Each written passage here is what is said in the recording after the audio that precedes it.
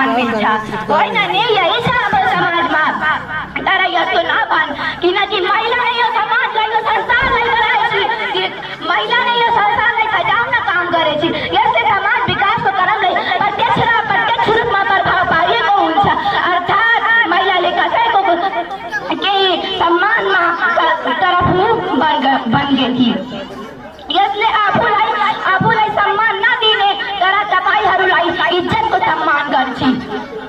तर हाम्रो समाजमा के छ तिमी महिला हो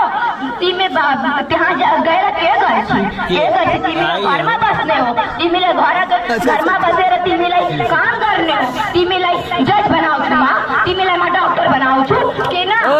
बनाउँछु म किन हो न नि यही छ हाम्रो समाजमा तर यस्तो नभन्